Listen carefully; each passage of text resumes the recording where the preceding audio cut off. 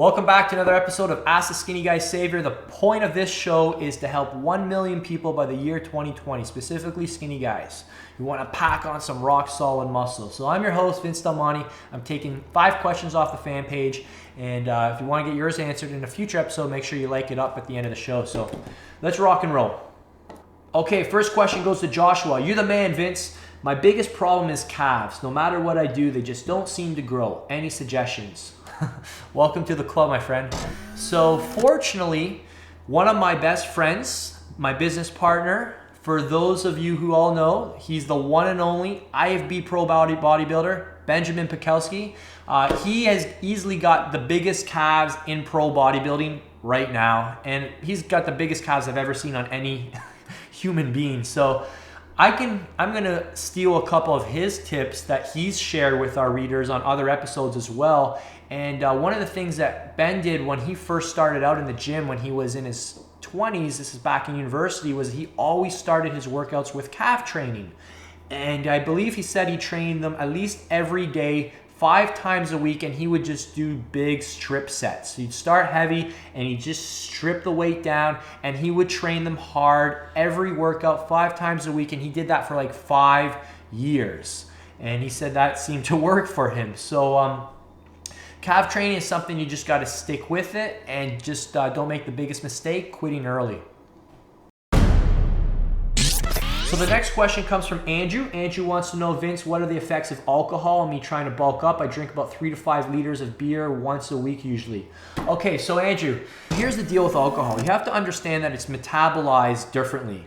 So once alcohol hits your liver, some of it is converted to fat, but most of it is converted into a substance called acetate. And acetate, when it gets into your bloodstream, it replaces fat as a fuel source. So essentially, fat burning gets pushed to the back burner. So the more you drink, the more acetate you're going to have to break down before you start burning fat again and start using fat as a fuel source. So that's one concern. You're going to probably have a harder time staying leaner throughout your bulk if you're doing a lot of heavy drinking sessions. Another problem with bulking with heavy drinking sessions is that it's going to affect your testosterone levels, the most anabolic hormone, and it's going to increase cortisol. Another thing with drinking, it also increases your appetite, and when it increases your appetite, you're going to probably eat more, so you might gain some extra fat in your bulk as well. I know you're a young guy. Just do your best not to go crazy. Once a week, few drinks. Just don't be an idiot about it. I guess that's the best thing I could give you.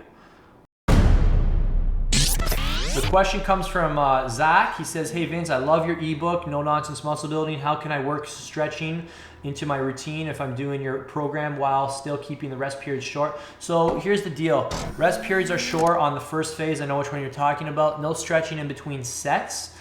Reserve your stretching for post-workout. We're going to do static stretching post-workout or at another time of the day. Any time of the day other than before your workout is acceptable.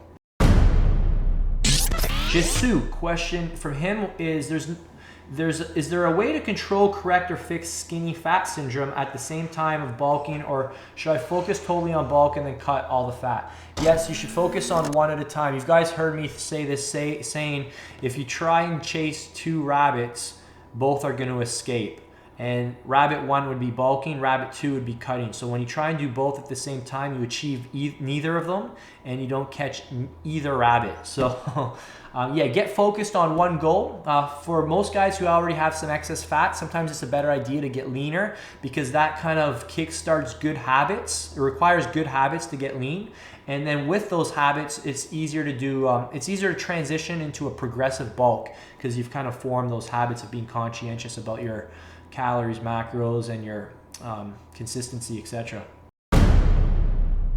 Next question goes to Andrew Davison. I cannot do pull-ups of any grip style. How would you train someone to do their first full range pull-up, chin-up? By the way, awesome idea to do a Facebook fan page Q&A. Thanks.